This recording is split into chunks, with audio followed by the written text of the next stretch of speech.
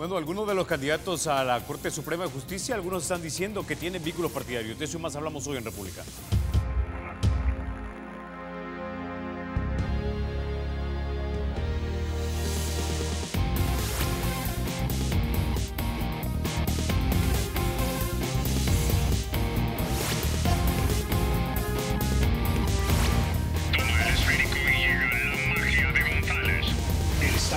Será siempre libre e independiente y no será jamás el patrimonio de ninguna familia ni persona.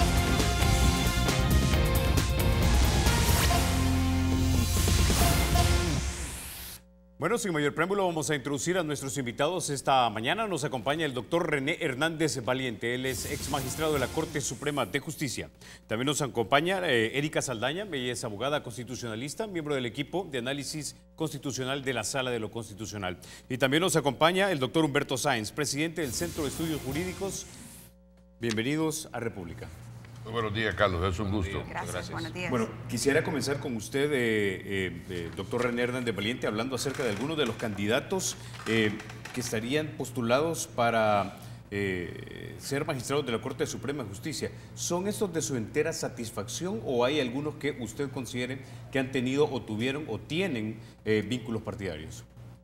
Bien, yo creo que descalificar personalmente a los candidatos no está en mi agenda realmente, pero sí hablar de que 25 años después de que se establecieron algunas condiciones para poder ser electo magistrado, vemos con mucha satisfacción cómo para esta última elección, tanto el Consejo Nacional de la Judicatura como FEDAES y las asociaciones gremiales como el Centro de Estudios Jurídicos que preside Humberto, han levantado una serie de exigencias cualitativas que no se habían requerido en el pasado. Por ello, estos condicionamientos son los que nos permitirían saber si los candidatos llenan el perfil que ahora, gremialmente especialmente, porque el Consejo todavía no se ha manifestado, se está exigiendo a los candidatos.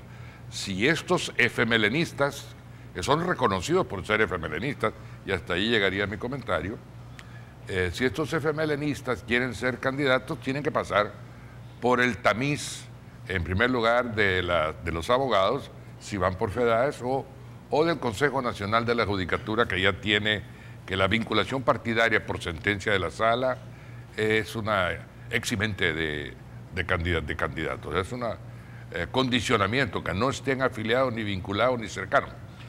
En el caso de Tito Celada y del abogado Rivas, ya hay sentencias de la Sala, 2, me parece, una para cada uno, ¿no?, que los descalifica para ser candidatos a magistrados de la Corte. A mí me sorprende la audacia de estos colegas que no reparan en que sabían que con solo sacar la cabeza de candidatos habríamos algunos que se las queremos cortar simbólicamente, porque no podemos aceptar políticos en sillas de magistrados independientes.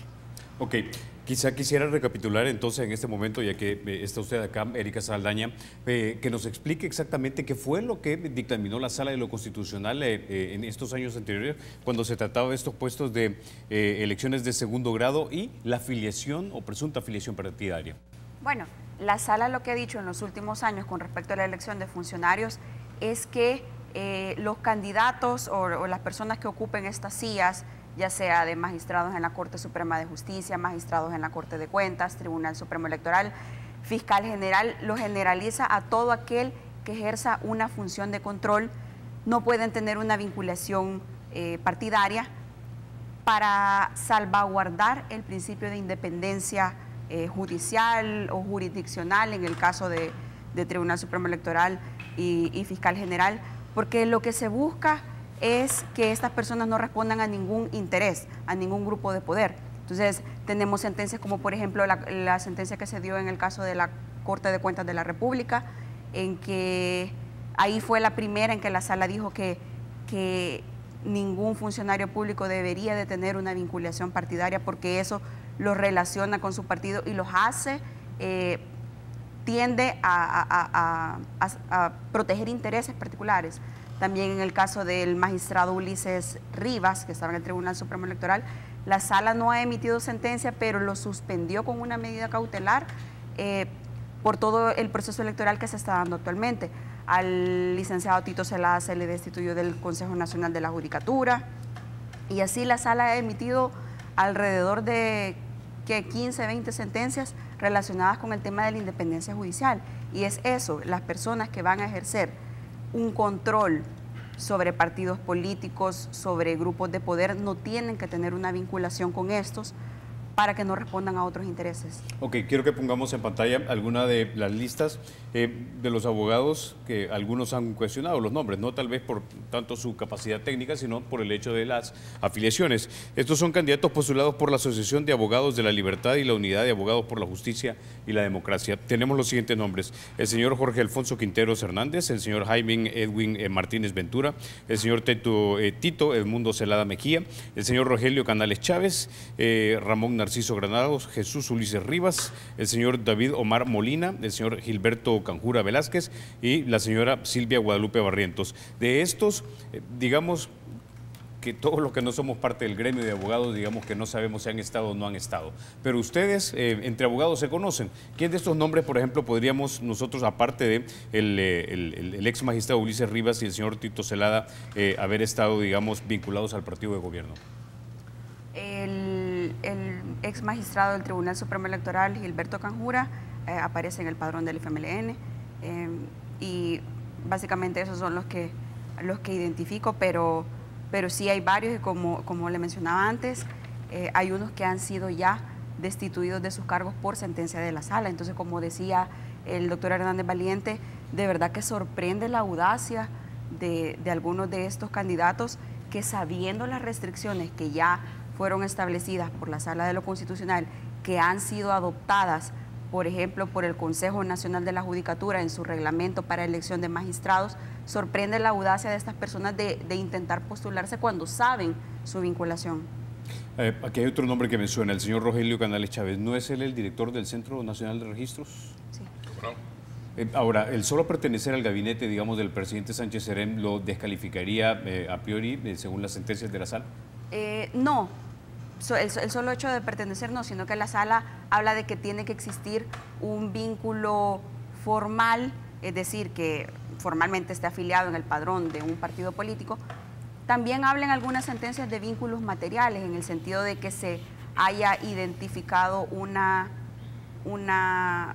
aceptación o una simpatía, un apoyo directo de estas personas con grupos partidarios específicos, pero la sola pertenencia a un gabinete no significa que haya una vinculación. Carlos, que en el gabinete no hay nadie que no sea FMLN. El señor Jaime Edwin Martínez Ventura, si mal no recuerdo, es el director de la Asociación Nacional de Seguridad Pública, ¿no? Sí. Él tiene vínculo con el FMLN, es decir, vínculo más allá de lo que obviamente es un nombramiento del presidente, ¿no? Fue una propuesta insistente y casi que yo diría que no sé qué adjetivo utilizar, que el FMLN fue quien lo propuso y fue el que dio un problema de retraso porque no retiraba su candidatura a sabiendas de que el partido contrincante, la Arena y el resto de partidos no lo aceptaban, solo el FMLN, y lo defendió su postulación más allá de lo que un partido político debería haberlo hecho porque entró en una mora de elección. Él fue el causante de esa mora de elección. Esto no tiene nada que ver con su persona, que yo conozco muy bien a Jaime. Hemos trabajado juntos en algunas cuestiones en el Poder Judicial y considero que es una buena persona, pero que sí él es un partidario del FMLN, definitivamente sí. Y esto lo hemos conversado, él y yo, en mi propio bufete, en alguna que otra entrevista, cuando andaba haciendo un estudio de una consultoría sobre la amnistía, recuerdo que fue el último, y él trabajaba para una ONG. Jaime es el director de la academia desde hace algún tiempo, ha sido un inquieto del derecho, Si milita en el FMLN inscrito, no lo sé. Pero que fuese postulado insistentemente y persistentemente por el FMLN, sí. Era el caballito de batalla más importante que el FMLN tenía en la elección anterior. Ok. Doctor Humberto Sáenz, también tenemos entendido que el Centro de Estudios Jurídicos ha propuesto una serie de abogados también para que sean candidatos a la Corte Suprema de Justicia, entre ellos el señor Marcelo Rafael Barrios, la doctora Ivette Cardona, Aldo Enrique Cader, José Luis Novo Castelar y María Marenco de Torrento. Quiero que pongamos en pantalla, ya tenemos los nombres ahí, pero quiero que también vayamos a la timeline del señor Denis Córdoba. Él es un joven exdiputado del FMLN, dice básicamente lo siguiente: el Centro de Estudios Jurídicos lleva 2 candidatos exfuncionarios de los gobiernos de Arena y un asesor del magistrado del Tribunal Supremo Electoral propuesto por Arena. Vaya, que independientes. Es decir, que de acuerdo también al señor Córdoba, también hay personas que han estado afiliadas o que han sido simpatizantes del partido Arena en este cuarteto de personas que ustedes han propuesto, doctor Humberto Sáenz. Sí, bueno, gracias por preguntar esto, que me da la oportunidad de aclararlo públicamente. Te puedo asegurar 100% que ninguna de las 5 personas que están propuestas por el Centro de Estudios Jurídicos ha tenido alguna afiliación político-partidaria. Precisamente, y como se mencionaba por el doctor René Hernández Valiente, nosotros realizamos un proceso de elección que implicó que todas las personas que tuvieran algún interés en participar y en aspirar a una magistratura comprobaran de manera fehaciente que no tenían estos vínculos político-partidarios. Y esto lo hemos podido comprobar como mínimo en los últimos 5 años. ¿Qué te quiero decir con esto? Las personas que se sometieron a nuestro proceso de elección comprobaron a una comisión de selección que se había designado al efecto que no existía ningún vínculo formal, es decir, no existía ninguna afiliación de estas personas a ningún partido político, por lo menos en los últimos 5 años, y digo por lo menos porque ese fue el plazo mínimo que establecimos en nuestro protocolo de selección, y tampoco habían participado en actividades político-partidarias por lo menos durante los últimos 5 años. Es decir, que no habían sido vistos de repente en mitines, haciendo campaña con ellos o en reuniones, exactamente. Etcétera. Estas personas han pasado ya este filtro. No sé a quién se refiere, creo que era el exdiputado, ¿verdad?, del FMLN el que mencionaba esto. No sé a quién se refiere él con las 2 personas que han estado como funcionarios en los gobiernos de Arena. Lo cierto es que 2 de las personas que ahora están siendo postuladas, uno de ellos es funcionario actualmente, es decir, en el gobierno del profesor Sánchez Serén. Otra persona ha sido también funcionaria en el gobierno del profesor Sánchez Serén. No sé a quién de ellos se está refiriendo de manera específica el exdiputado, pero lo cierto es que, como bien decía Erika, el solo hecho de haber tenido un nombramiento en cualquier gobierno, en cualquiera de los momentos en que el Partido Arena o el FMLN en los últimos años ha ejercido el órgano ejecutivo o ha estado al frente del órgano ejecutivo, eso en sí mismo no lo descalifica. Lo que hay que determinar es si existe una vinculación formal o incluso una vinculación material con alguno de los partidos, y no solo con los partidos políticos, también eso hay que decirlo. Nosotros hemos hecho un esfuerzo por identificar que no existan dependencias de otros sectores de poder también, porque quizás lo que se nos viene a la cabeza de manera inmediata cuando hablamos de independencia judicial es la independencia de los partidos políticos, y eso está muy bien, hay que buscar una total independencia de los partidos políticos, pero no es esa la única independencia. El magistrado, la persona que ejerce una alta magistratura, debe tener también suficiente independencia de otros grupos de poder, y nosotros hemos verificado eso. A todos los aspirantes se les pidió que nos entregaran información, incluso de carácter personal, financiera, profesional, gremial, etcétera, que nos permitiera realizar un análisis exhaustivo de cuál podría ser su posición ante el ejercicio de la magistratura y si en el ejercicio de esta magistratura podría o no estar comprometido con ciertos intereses económicos, sociales, no solamente políticos. Y en nuestro análisis hemos identificado que todas estas personas estarían con suficiente independencia para poder ejercer la magistratura. De todos modos, Carlos, hay un filtro adicional que a todas estas personas van a tener que someterse a ese filtro adicional en FEDAES. la FEDAES, como consecuencia de la prórroga que dio el Consejo Nacional de la Judicatura, ha convocado a las asociaciones de abogados a que presenten a sus aspirantes a más tardar el último día de enero, es decir, faltan todavía unos cuantos días para que aparezcan aspirantes, y a partir de ahí el Comité Electoral, que es, digamos, la máxima autoridad en materia electoral en la FEDAES, que ya está designado, el Comité Electoral identificará si reúnen los requisitos establecidos por el reglamento de la FEDAES.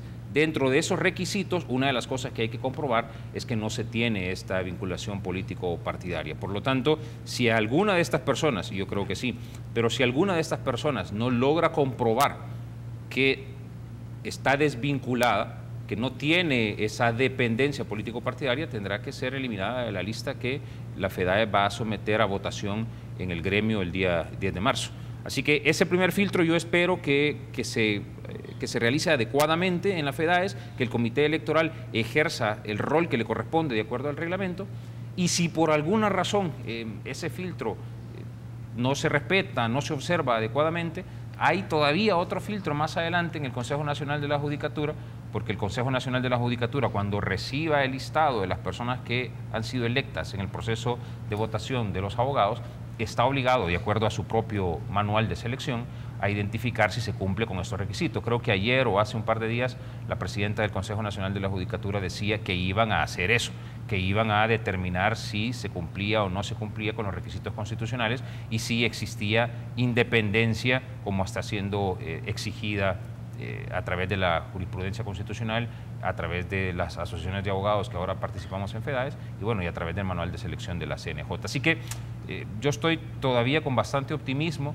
de que a pesar de esta audacia, que yo no sé si calificarla como audacia o como otra cosa, pero a pesar de esta audacia, habrán personas que no podrán pasar este filtro porque de manera evidente no cumplen con los requisitos constitucionales. Ok, Erika, ya la tenemos acá y ha sido parte de este equipo que ha analizado este tema de y sentado la jurisprudencia constitucional, quisiera preguntarle lo siguiente, porque ya hay personas aquí que personalmente considero que son justas y ecuánimes, como el doctor Héctor Dada, que ha dicho que la resolución que básicamente inhibe a que personas que hayan tenido afiliación partidaria o simpatías partidarias abiertas estén inhabilitadas para ejercer un cargo de elección de segundo nivel, le parece que es demasiado alcanzativa. Es decir, ¿cuál es la racionalidad? Es decir, alguien que necesariamente ha tenido simpatías o que ha militado en un partido no puede ejercer un juicio ecuánime puesto ya en una posición como esta.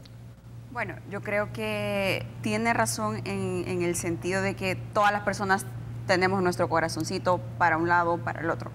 Eso es indudable, las personas no nos podemos inhibir de vivir en sociedad y de tener algún tipo de simpatía o de rechazo. Sin embargo, esto viene desde la discusión de la Constitución de 1983, el informe único de la Constitución, al hablar de los magistrados de la Corte Suprema de Justicia, establece específicamente que no deberían de tener una vinculación partidaria. Y esto es así porque lo que la Sala hizo una especie de ponderación al decir que es más importante salvaguardar los principios de la independencia judicial, del órgano judicial, que el derecho a, por ejemplo, a participar en una elección de funcionarios públicos. Entonces, ambas situaciones son válidas y ambas situaciones hay derechos que deben considerarse y que deben respetarse. Sin embargo, la Sala dijo, ok, en una situación específica le vamos a dar más relevancia a la necesidad de independencia judicial que esta persona pueda optar a un cargo. Entonces, o sea, entiendo la postura de mucha gente que manifiesta que el solo hecho de haber pertenecido a un partido político o de ser simpatizante de un partido político no lo vuelve necesariamente que va a defender los intereses de estos grupos. Pero la Sala ha establecido esta especie de ponderación y decir que por lo menos en este momento y en este instante es mucho más importante tratar de proteger los principios de independencia judicial del órgano judicial que el derecho de una persona a optar a un cargo. Ok, no puedo cerrar bueno, usted quería complementar, doctor René Hernán Valiente. Quiero complementar lo que Erika tan lúcidamente expresa con conocimiento de causa.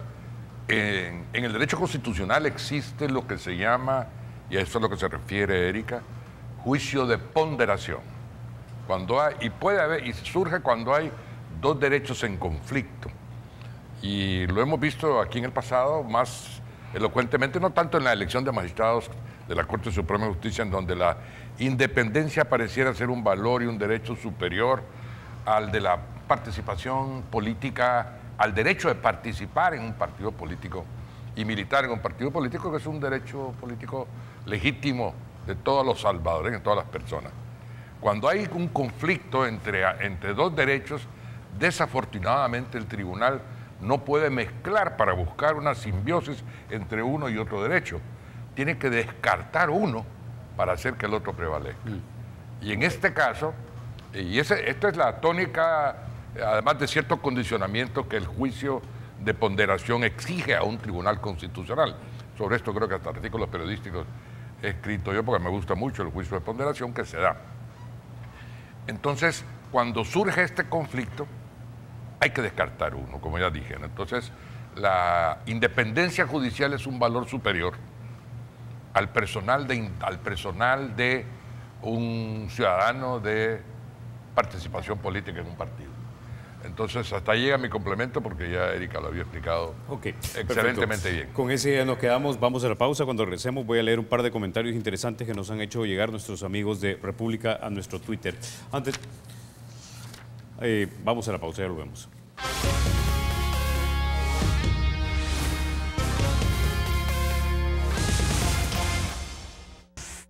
Gracias por continuar con República. Doctor René Hernández Valiente, quisiera empezar con usted porque el señor Schuman nos dice lo siguiente. Básicamente, todo abogado que sea progresista, dice, está vetado, pero todo abogado que sea conservador aplica, dice. Me parece que es inaplicable lo que él dice, porque abogados progresistas no es un abogado progresista es un adjetivo que él está poniendo, pero eso no es una corriente de pensamiento jurídico, ni tampoco el abogado conservador es tal vez el tradicionalista, el literalista, pudiéramos encontrar con identificación de corrientes de pensamiento jurídico. A mí me parece que lo que estamos hablando, Carlos, y es muy importante, es que 25 años después se están creando filtros significativos que garantizan la idoneidad y la meritocracia de quienes van a ser magistrados en la próxima Corte.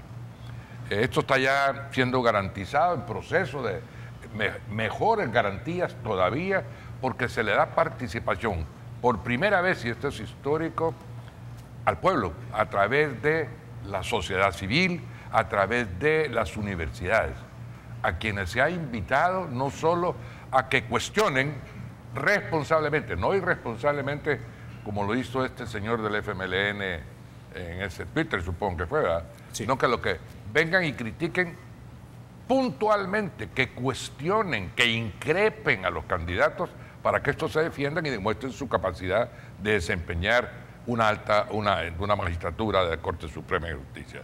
Me parece que la presencia universitaria le dará un valor académico a los argumentos de control y de filtros que se hacen.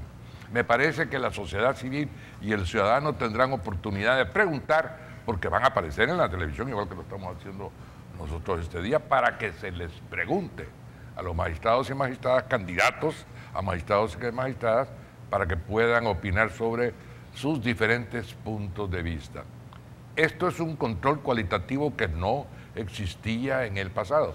Entonces, cuando surgen piqueteros, y lo uso con mucha intención, o escopeteros, también lo uso con mucha intención, porque eso es aquel que pregunta, usted tiene, don Humberto, 2 candidatos en el Centro de Estudios Jurídicos que han militado, pero no dice ni nombres de candidatos, ni tampoco dice qué cargos han desempeñado y cuál es la objeción y la inhabilitación que por gracia de él se les asigna a los magistrados y magistradas que el Centro de Estudios Jurídicos ha presentado. Esto era de esperarse, Humberto, o sea que no hay ni siquiera que prepararnos para dar respuesta a los escopeteros. Caen por su propio peso. De acuerdo. No dicen quiénes son, no dicen qué consiste. Eso es la irresponsabilidad y así tendrá que irla tomando el pueblo, entonces el salvadoreño calificado, el pueblo, todo el mundo, especialmente el gremio de abogados, en donde tenemos quizá una mayor responsabilidad que los conciudadanos. Ahora, Erika, el señor Orellana dice aquí lo siguiente: aquí parece que el pecado es ser de izquierda o ser, digamos, simpatizante de la izquierda o asociado con la izquierda. Y quizá el señor Schuman lo que estaba tratando de explicar es que ser progresista quizá para él es tratar de hacer avanzar el artículo 1 de la Constitución nuestra, que de hecho es bastante progresista, en oposición a la ideología conservadora que sabemos en la historia de nuestro país ha sido excluyente. No, de hecho, yo creo que ser simpatizante de ninguna ideología es pecado, ni simpatizar con un partido político es pecado. Simplemente se está estableciendo que la vinculación partidaria, ya lo hemos visto con la historia, le ha hecho mucho daño a las instituciones en este país.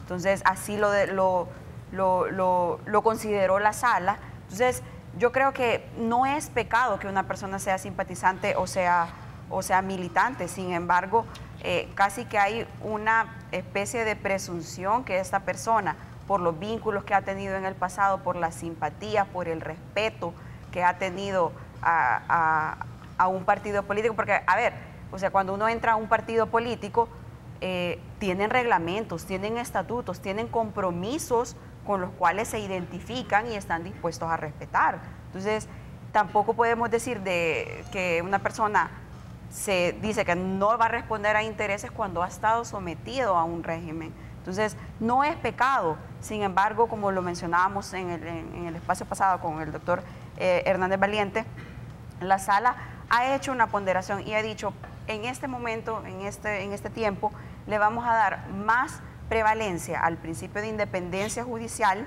que al derecho a optar a un cargo público con una vinculación partidaria. Entonces, en ningún momento se está diciendo de que ser una persona de derecha o ser una persona de izquierda lo tacha o sea pecado. Simplemente se está atendiendo a que en este momento la mejor decisión es no elegir a una persona con vínculos partidarios. Ok, doctor Humberto Sáenz, el bloguero de izquierda, el señor Juan Carlos Sura, dice lo siguiente: vaya audacia la del doctor Humberto Sáenz, no sabe a quién se refiere. Lo demás no lo leo porque no es televisable. Bueno, mira, Carlos, yo a inicio de año, dentro de los propósitos que uno tiene, yo me había trazado el propósito de no responder a cierto tipo de personas, pero me lo estás preguntando concretamente por este comentario y lo voy a tratar de responder, violentando así con uno de mis objetivos del año 2018. Yo creo que las personas que han estado viviendo en la oscuridad están sufriendo ahora la transparencia, los ha cegado esa transparencia. Han estado tan acostumbrados de verdad a que las cosas se manejen de manera oscura, que ahora que las cosas se están revelando, que se está transparentando, que se está compartiendo, que la información se está difundiendo, no hayan cómo reaccionar a esto. En nuestra asociación, desde que se eligieron a estas personas, a estos 5 aspirantes a la magistratura, se divulgó su información. En nuestras redes sociales aparecen las hojas de vida de estas personas y ahí uno puede observar cuál ha sido la trayectoria profesional, académica incluso, de todas estas personas que están siendo propuestas como magistrados a la Corte Suprema de Justicia. Y es por eso que me extraña el comentario. Ahí aparece, concretamente en el caso de las 2 personas a las que tal vez se está refiriendo el exdiputado, ahí aparece que la doctora Ivette Cardona ha sido presidenta del Tribunal Sancionador en la Defensoría del Consumidor en la época del gobierno actual, en el gobierno del profesor Sánchez Serén. Aparece que el otro candidato, Aldo Cader, actualmente está en la superintendencia de competencia en un gobierno del profesor Sánchez Serén. Entonces, por eso mi cuestionamiento de a quién se está refiriendo cuando señala que existen personas que pertenecieron al gobierno de Arena. Bueno, estas personas, quizás a ellos se está refiriendo, están en el gobierno del profesor Sánchez Serén y han ocupado otros cargos de manera previa en otros gobiernos también. Ni haber estado antes, ni haber estado ahora, los descalifica. Y hacen una referencia también específica al candidato Marcelo Barrios, que actualmente es asesor de uno de los magistrados del Tribunal Supremo Electoral. Información que aparece ahí en su hoja de vida. Recuerdo que uno de los comentarios, no sé si ayer o hace un par de días, que hizo el exdiputado, mencionaba que estábamos tratando de esconder esa información.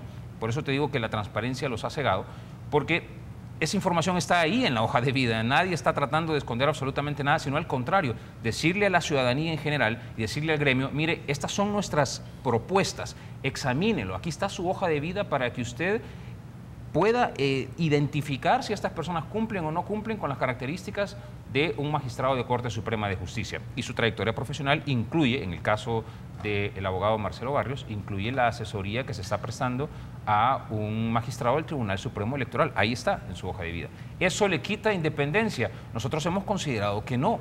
Nosotros hemos considerado que no, sobre todo a raíz de las mismas decisiones que ha adoptado la Sala de lo Constitucional. No podemos olvidar que la conformación del Tribunal Supremo Electoral hoy día es distinta a la conformación del Tribunal Supremo Electoral hace 10 años, en donde los partidos designaban de manera específica a personas que militaban en sus filas.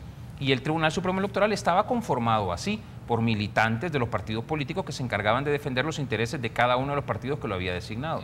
Justamente a raíz de decisiones de la Sala de lo Constitucional se dijo, ese es un órgano que debe estar en la medida de lo posible despartidizado, que en la medida de lo posible no debe tener representación partidaria, que los partidos en la estructura de nombramiento que se tiene actualmente designen, sí, pero no a personas que militan dentro de los mismos partidos políticos que los designan. Entonces se hizo un ejercicio que todavía estamos en proceso de aprendizaje, porque precisamente el magistrado Ulises Rivas ha sido separado momentáneamente porque hay un aparente vínculo político o partidario que la Sala tendrá que decidir en algún momento, o más bien concretar en algún momento esa separación, pero hemos ido aprendiendo y los demás partidos han empezado a designar a personas que no son militantes.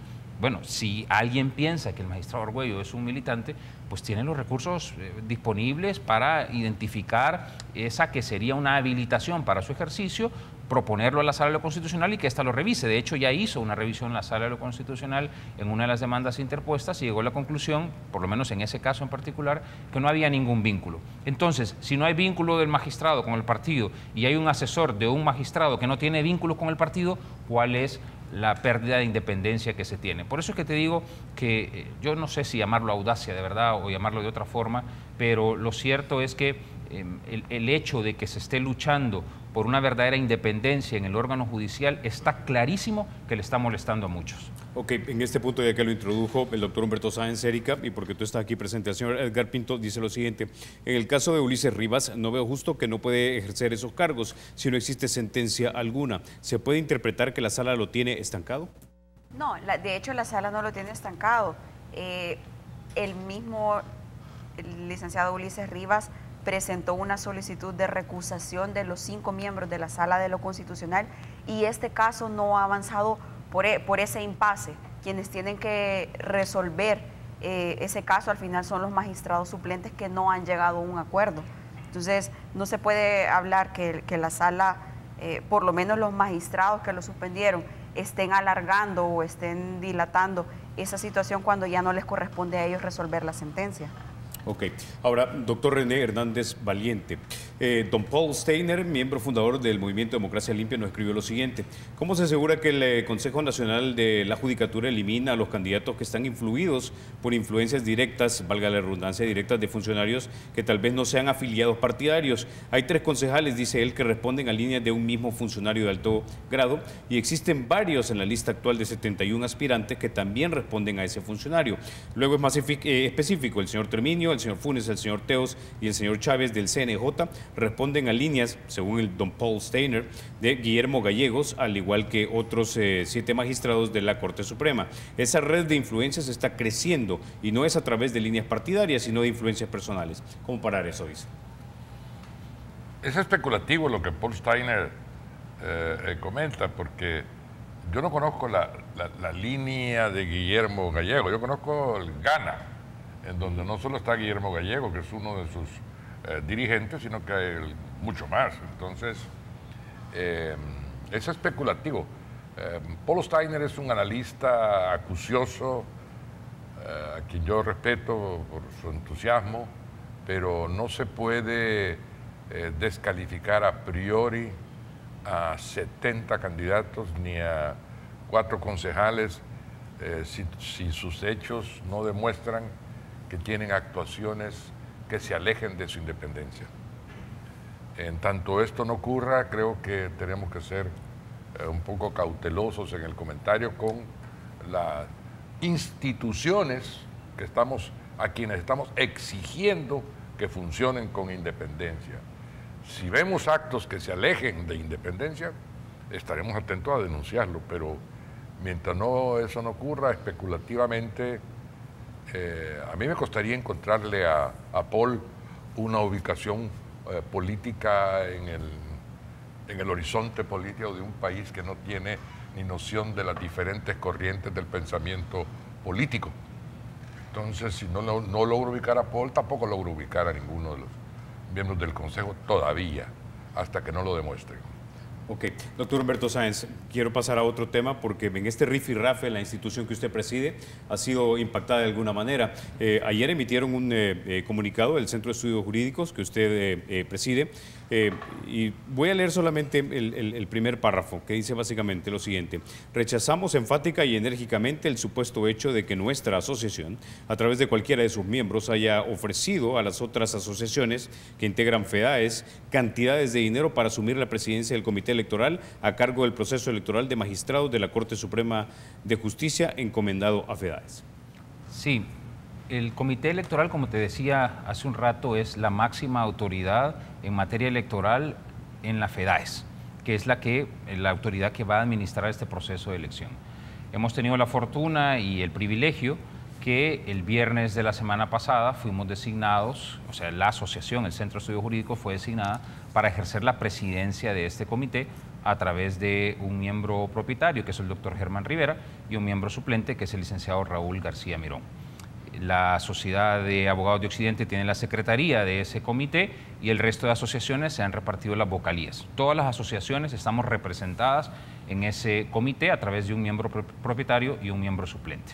Bueno, esa decisión que se tomó el viernes no fue bien vista por algunos sectores, que de nuevo son estos sectores que se están oponiendo a la transparencia, a la democracia, a la independencia judicial, y supimos de una de las asociaciones, que dicho sea de paso, de estas asociaciones que está presentando a este listado de personas que presuntamente o presumiblemente tienen un vínculo orgánico con el partido de gobierno.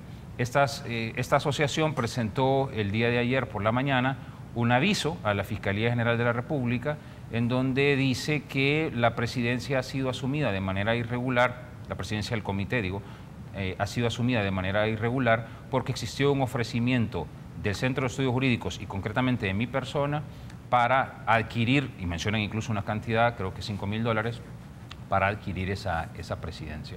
Nosotros evidentemente, primero que estamos desmintiendo que eso, y de manera enfática, de verdad, desmintiendo que eso haya ocurrido, y segundo, anunciando, como en efecto vamos a hacer, que interpondremos las acciones judiciales correspondientes porque de verdad no vamos a tolerar que la imagen, el buen prestigio, la reputación que se ha ganado el Centro de Estudios Jurídicos y los miembros que formamos el Centro de Estudios Jurídicos se vea mancillada por personas que simple y sencillamente están intentando oponerse a esa búsqueda de fortalecimiento del órgano judicial.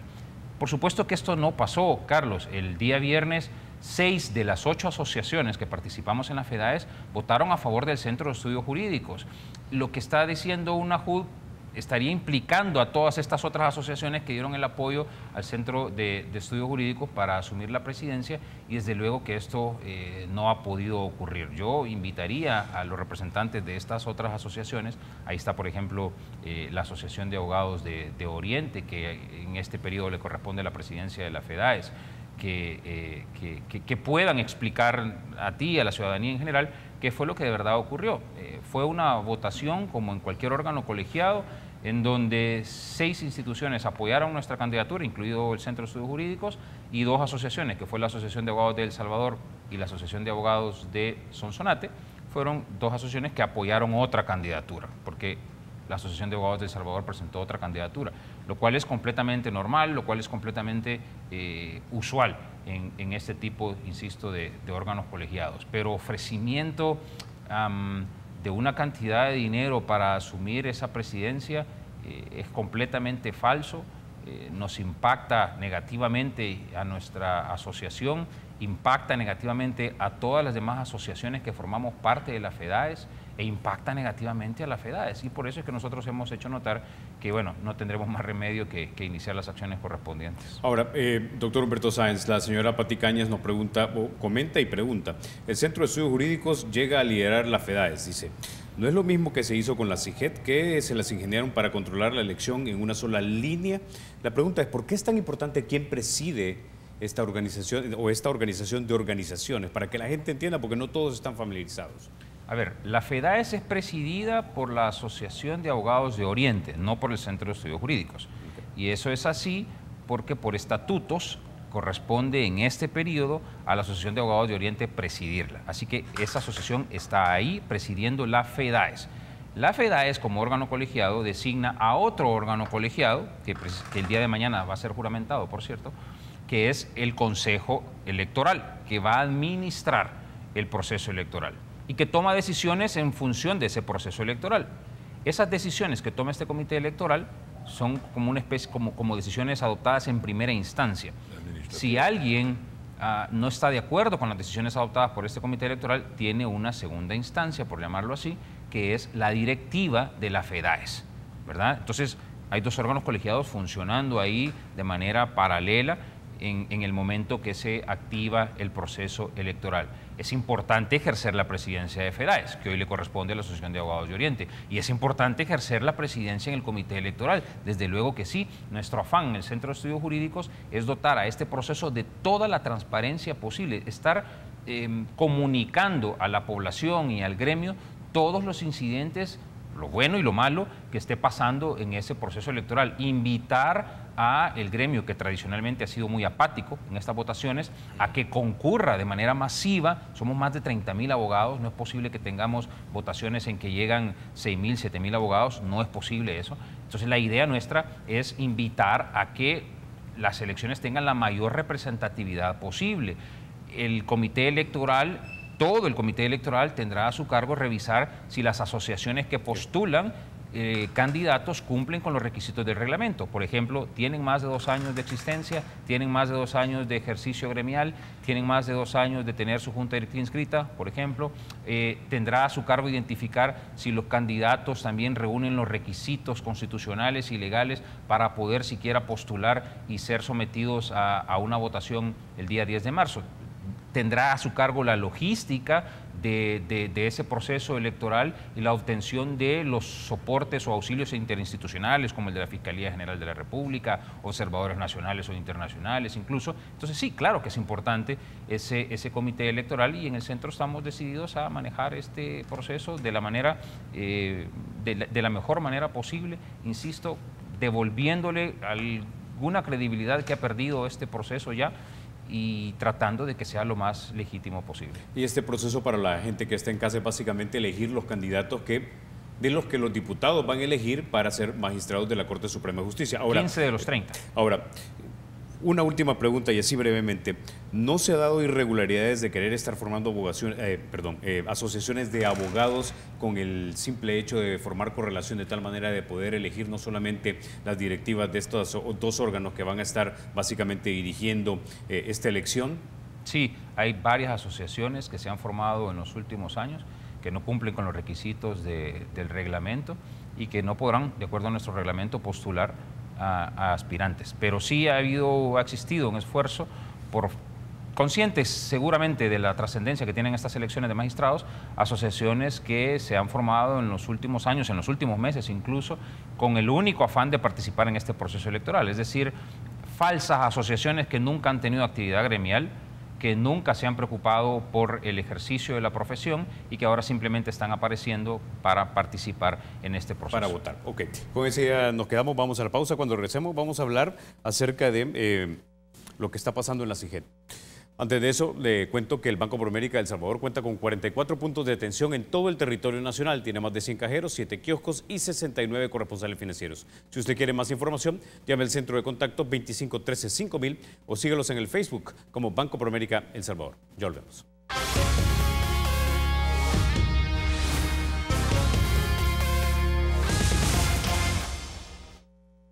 Gracias por continuar con República. Antes de entrarle lleno al tema de la CIGET, quiero que hablemos un poco, porque tengo entendido, doctor René Hernández Valiente, que hay estándares internacionales cuando se trata de la selección de los candidatos y luego la elección de los candidatos a magistrados de la Corte Suprema de Justicia, ¿no?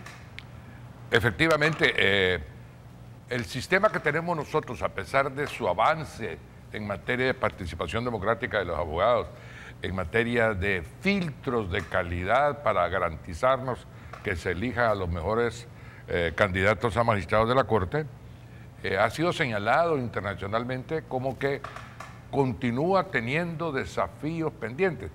Y esto me parece bien, porque tendremos mucho que hacer en el futuro para mejorar el sistema. El sistema tiene dos fuentes de alimentación a base de propuestas, que son el Consejo Nacional de la Judicatura y la FEDAES. Esas dos fuentes llevan 15 candidatos cada una al órgano decisor, que es el Foro Político Nacional, que es la Asamblea Legislativa. La Asamblea Legislativa está preocupada porque en la fase propositiva de FEDAES y del Consejo se han establecido estos filtros de calidad, estos baremos de evaluación que no existían, esta publicidad de todo el proceso en donde todos tenemos derecho a asistir a los eventos en donde se va a proceder a elegir en ambos campos. Entonces, la Asamblea preocupada está tratando de usar los mismos principios de los filtros que existen en la fase propositiva, ya en la decisora.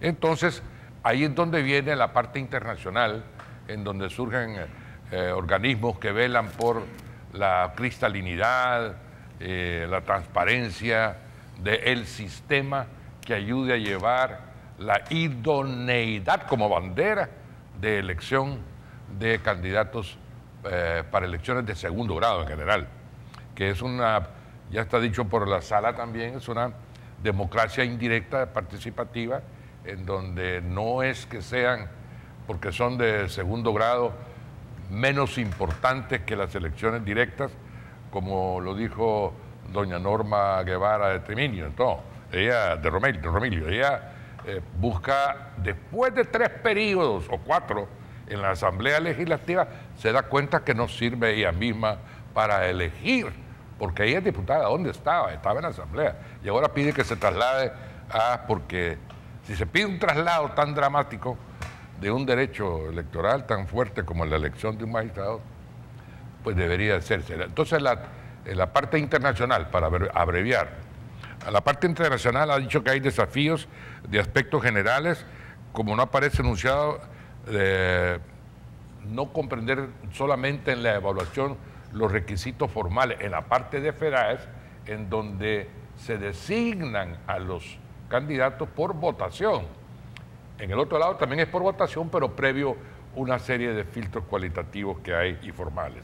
Entonces, allí esto se puede subsanar, inclusive para esta elección, si el Consejo Nacional de la Judicatura evalúa también que cumplan con los requisitos formales los candidatos de FEDAES. O sea que el problema se resuelve de nuevo con una decisión administrativa de los docentes, pienso yo, tanto FEDAES como Consejo Nacional de la Judicatura. En cuanto al perfil, a mí me parece que está más acentuado en la parte evaluativa, acentuado digo, no digo exclusiva en el Consejo, que en la FEDAES, y sobre todo por la premura del tiempo que ha transcurrido, en donde, no estoy lanzando un comercial, pero solamente el Centro de Estudio Jurídico me parece que fue el único que logró llevar adelante los filtros con un protocolo para elegir candidatos, en donde hubo un comité de selección, una asamblea, una designación y una valorización muy objetiva, pero también muy profunda de los candidatos. Y finalmente, algo que ya dijimos, es que internacionalmente se nos señala como que hay desafíos a la participación ciudadana, porque debe haber una etapa que internacionalmente nos están pidiendo de tachas y oposiciones, en donde la ciudadanía, las universidades, la sociedad civil tenga posibilidad de tachar a los candidatos que surjan en ambas sedes, tanto en sede gremial, la FEDAES, como en sede del Consejo. Ok. Bueno, pasemos al siguiente tema. Hablemos entonces ahora de lo que pasó en la CIGED. La ANEP presentó un recurso de amparo ante la Sala de lo Constitucional. Denunciaron que las instituciones del gobierno supuestamente habían creado de forma expresa sindicatos para poner la balanza a favor del gobierno. Al final se suspendió o se inhabilitó que tomaran posesión de los cargos, y finalmente el señor Gregorio Sánchez Trejo renunció a su posición como director. Quisiera que nos hiciera una pequeña recapitulación sobre la sentencia o la medida cautelar, perdón. Bueno, se trata de una resolución de admisión de esta demanda, y lo que llegaron a proponer los representantes de la ANEP es que había existido un proceso irregular durante toda la elección de este representante del sector privado que hace el Ministerio de Economía para la CIGET. Este procedimiento se lo dirige el ministro de Economía, y lo que hacen es llamar a todas las asociaciones, a todas las asociaciones de empresas privadas, para que vayan a ejercer, para que propongan candidatos y para que vayan a ejercer su voto en la elección de un miembro de la CIGET.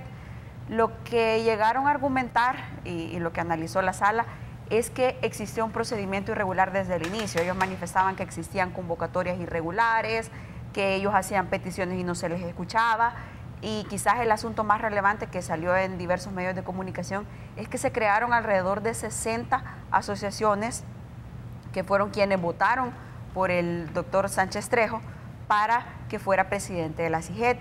Estas asociaciones se realizaron en tiempos express, con lo cual tuvo que haber existido una ayuda del Ministerio de Gobernación, y fueron quienes al final decidieron quién iba a ser el representante del sector privado. Entonces lo que argumentaban es que ellos también, existía un agravio, porque ANEP aglutina a muchas de las empresas privadas, y estas asociaciones que habían sido conformadas de manera express eran quienes habían decidido. Entonces, que se había vulnerado el derecho a la libertad de asociación, el derecho a la seguridad jurídica. Entonces la sala admite la demanda y emite una medida cautelar en el sentido de suspender al señor Sánchez Trejo y a su suplente de la Junta Directiva de la CIGET, y esto lo hace por la trascendencia de esta institución, que es la encargada de regular tarifas eléctricas, es la encargada de supervisar a todas estas empresas que hacen la distribución de energía eléctrica y de resolver los distintos casos que se presentan ante ellas. Entonces esto fue lo que básicamente pasó, y ayer supimos la noticia de que este señor había renunciado a la Junta Directiva de la CIGET. Doctor Humberto Sáenz. Sí, aquí lo que vimos, Carlos, es el aparato estatal funcionando de una manera como nosotros quisiéramos que funcionara. Es decir, funcionando de manera eficiente, pero con un propósito que iba bastante más allá de permitir un proceso transparente, de tener un proceso democrático de elección de funcionarios tan importantes como son los directores de la Superintendencia General de Electricidad y Telecomunicaciones. Aquí sí funcionó eficientemente, digo, pero en otras circunstancias vemos tiempos y funcionamientos muy alejados de esto que vimos en el caso de CIGET.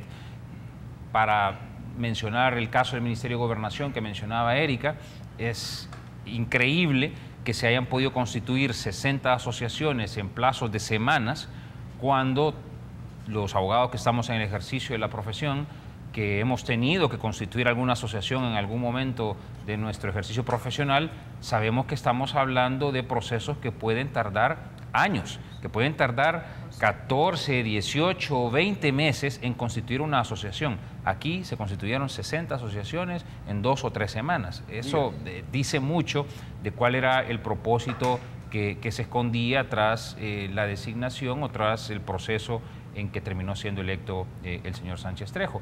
Por eso fue que nosotros insistimos tanto en la FEDAES, por eso fue que abanderamos esa posición de decir esa participación que está siendo analizada en la Sala Constitucional, en donde hay un elemento de un potencial fraude de ley, eso nos va a ensuciar nuestro proceso. Nosotros desde el principio quisimos tener un proceso electoral de magistrados transparente, limpio, ajeno a este tipo de elementos exógenos, y por eso fue que estuvimos insistiendo tanto en que, como mínimo, que fue lo que al final sucedió, el presidente de FEDAES se separara de conocer del proceso electoral. Afortunadamente esa fue la decisión que acuerpamos todas las asociaciones en FEDAES, y eso es lo que está sucediendo hoy día, ¿verdad? El presidente de FEDAES se retiró del conocimiento de todo el proceso electoral. No sé qué va a decidir ahora ante su renuncia la Sala de lo Constitucional. Habrá que ver cuál es la valoración que hace el Tribunal Constitucional ante la salida que conocimos el día de ayer y ante el desistimiento de esta pretensión. Pero lo cierto es que ahí ocurrió un acto que debe ser investigado. A mí me alegra escuchar que creo que los mismos representantes de FEDAES están pidiendo investigar a los notarios que participaron en la elaboración de estos instrumentos. Creo que van a pedir investigar a los funcionarios que autorizaron esta autorización, perdón por la redundancia, de estas asociaciones de manera express. Y creo que van a pedir investigación también de otros empleados o funcionarios que estuvieron inmiscuidos en este asunto. Creo que eso es sano porque hay que investigar y determinar si es cierto o no es cierto que el aparato estatal estuvo dispuesto a contribuir con una actuación de esta naturaleza. Ojalá que sea cierto el anuncio que se ha hecho de que se van a iniciar también las acciones correspondientes para reducir responsabilidades, que esto no se quede hasta ahí y que no se cierre el capítulo simple y sencillamente con la renuncia. ¿Cuál es su análisis en este tema, doctor René Hernández Valiente?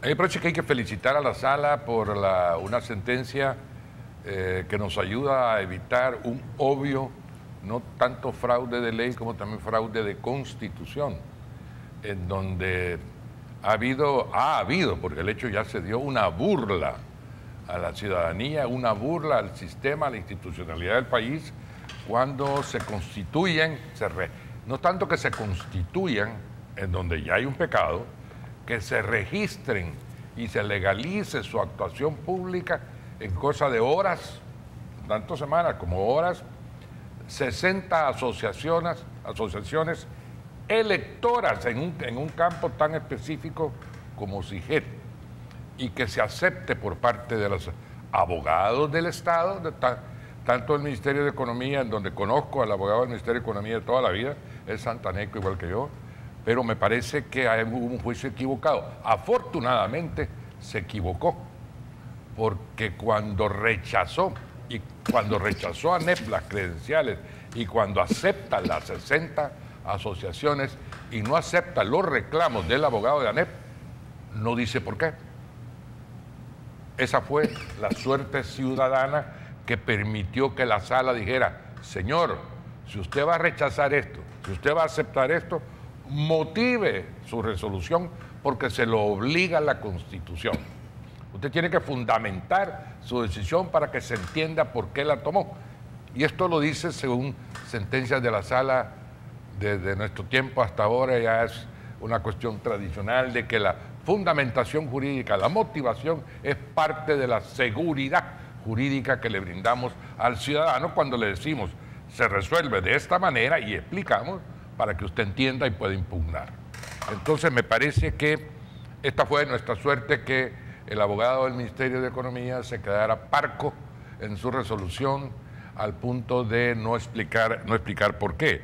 Luego, después, las 60 asociaciones express, como dice Erika, ahí la sala eleva el derecho de libre asociación, no solamente para constituir personas jurídicas de derecho privado como las asociaciones, sino también para que las que se crean tengan una libertad, dice, para las asociaciones ya creadas. Esto se pierde con esto. Me alegra oír que hay una petición de investigación profesional para los abogados que constituyeron, tanto para los que constituyeron las 60 asociaciones express, como para los abogados que dirigieron la pseudoasamblea en la que se negó al sector privado el derecho de proponer un director para SIGET. La renuncia de Gregorio Sánchez Trejo realmente no termina el caso no debe terminar el caso para la sala, porque lo que la sala tiene que hacer es sentar un precedente en donde las cosas que no se deben hacer. Subsiste. Ya podríamos pensar que el nombramiento, que es el tercer acto que la sala dice en la sentencia que está tratando de controlar o que está controlando, el nombramiento pareciera que agote el acto. Sí, pero en la parte del nombramiento. Falta el suplente que no ha dicho si se queda o se va. Subsiste el caso. Bueno, es cierto. Y queda todavía pendiente el derecho de libre asociación, que se tiene que controlar para que estos casos no vuelvan a ocurrir históricamente en el país. Tengo que ir a la pausa, ya volvemos.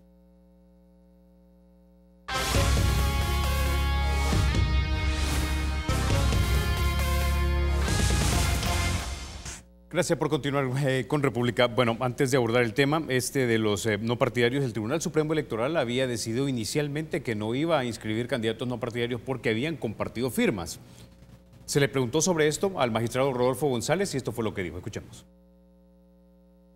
Entonces, el Tribunal Supremo Electoral ha considerado que eso es un fraude y les ha negado una inscripción. Y son los que han llegado en amparo. Y el argumento que dan en el amparo es, si luego ya estando inscritos se puede cruzar el voto y se puede votar por más de uno dentro de la misma lista o de listas diferentes, ¿dónde está el fraude de que un ciudadano apoye con su firma la candidatura de un no partidario o más de uno para inscribirse? Ese es un tema que lo tenemos que ver, no sé si ahora o esta semana, pero ya está en la agenda de la sala.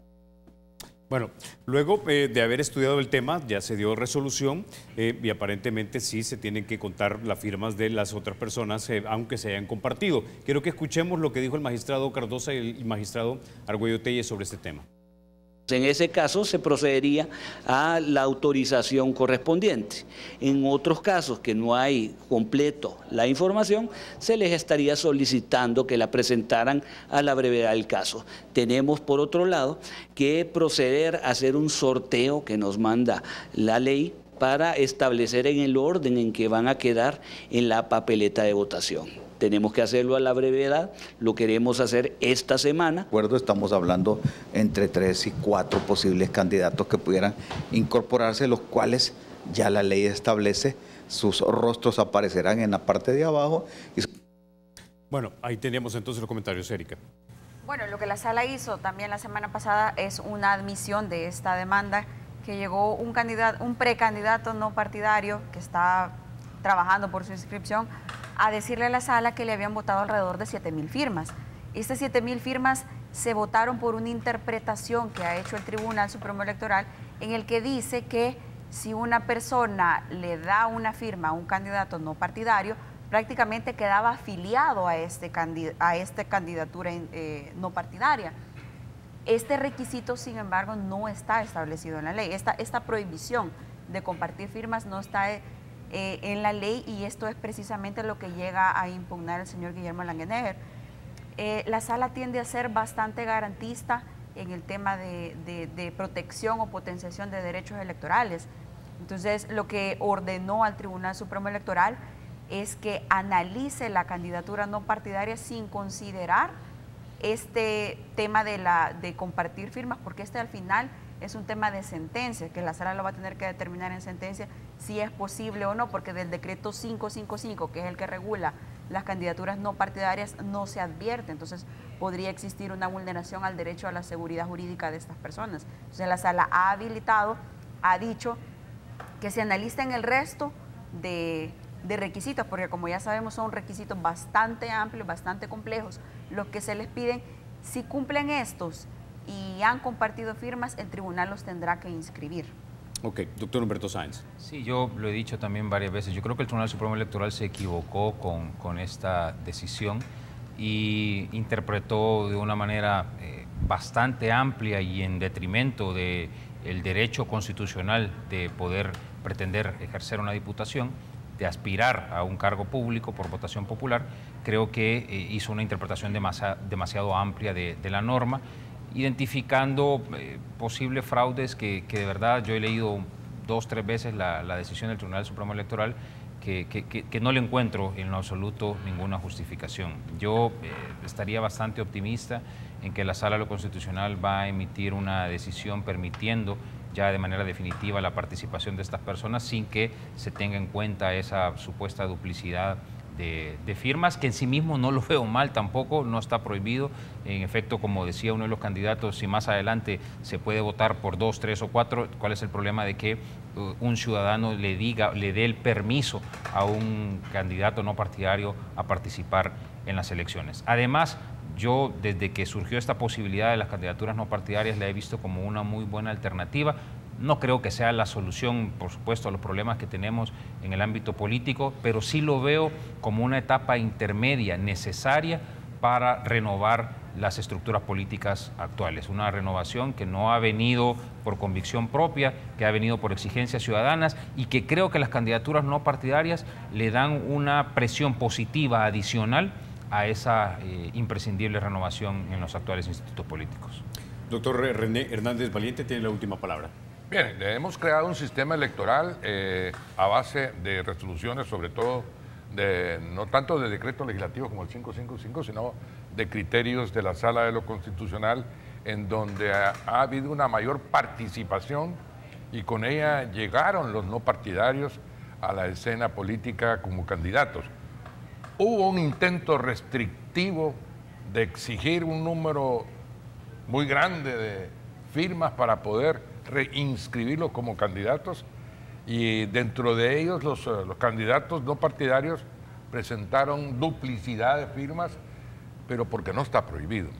Entonces a mí me parece que en el derecho electoral es un derecho que abre oportunidad a mayor número de votantes, mejor relación del derecho hay con un país. Esto está en contrasentido con el veto de los DUI vencidos. Tiene una relación directa, aunque no se ha establecido todavía, hay una relación directa entre los no partidarios y lo que se los está presionando para bloquearlos legalmente, pero no a través de la sala. La sala ha venido a vindicar el no partidario. Es parte de la filosofía de la sala desde que dijo que el 75 no era exclusivista y que hizo que nacieran los no partidarios. Ahora resulta que del lado de los electores, la gente que vive en los cantones más remotos de nuestro país y que nunca va a renovar un DUI, ni tiene un pasaporte vigente, ni un DUI, que se trató de que vinieran a votar, el presidente de la República les tuvo miedo y les dijo: ustedes no. Al revés de lo que debería ser el derecho electoral en un país, en donde o el sistema electoral de un país, que debe ser abierto a mayor número de participantes que se pueda, ¿no? Y si es con el DUI, con el DUI vencido, pudiera haber sido, y ahora no lo va a hacer. No lo va a hacer porque se necesitan 56 votos, 2/3 de los diputados electos, para poder votar el veto, y esto no va a ocurrir porque Arena no los tiene con los partidos pequeños, sino que es el FMLN el que tiene el sartén por el mango, lo cual quiere decir que el FMLN es el que ha bloqueado los DUI vencidos y el presidente actual de la República. Ok, como decía, nos vamos a quedar. Doctor René Hernández Valiente, Erika, doctor Humberto Sáenz, gracias por haber estado esta mañana aquí en República. Antes de irnos al otro lado del set, quiero leer un par de comentarios. El señor Denis Córdoba nos dice: ya que sus panelistas de ahora veo que me tienen mucho aprecio, porque me han mencionado varias veces, sería bueno que me dé el derecho a réplica. Denis, claro que por supuesto, que afirmativamente, que desde luego que sí. Estás invitado y puedes venir con quien tú quieras. Mi productora te va a marcar para que vengas a dar tu posición sobre este punto. A República vienen todos los que quieren venir. Los únicos que no vienen, y lo digo abiertamente, son los que no tienen un discurso civil y que son patanes. Vamos ahora al otro lado del set. Ahí está con nosotros Luis González, de mis amigos de ¿Qué hubole? Luis, ¿cómo estás? Buenos días, Carlos, y buenos días a tu panel y obviamente a toda la teleaudiencia de República, e invitarlos a que estén pendientes porque ya vamos a regresar con buena programación. Sabes que hoy vamos a estar hablando acerca de los accidentes cerebrovasculares y también vamos a tener una psicóloga infantil que nos va a estar hablando por qué los niños mienten. Y pregunto, Carlos, ¿de chiquito mentiste alguna vez? No, yo siempre he sido un angelito. De hecho, en las pastorelas me sacaban de angelito. Más adelante nos encontramos. Bueno, gracias, mi querido Luis. Vamos con ¿Qué hubole? Después de la pausa. Dicho esto, soy Carlos Toledo. Gracias por vernos. Recuerden, la República es de todos. Hay que cuidarla.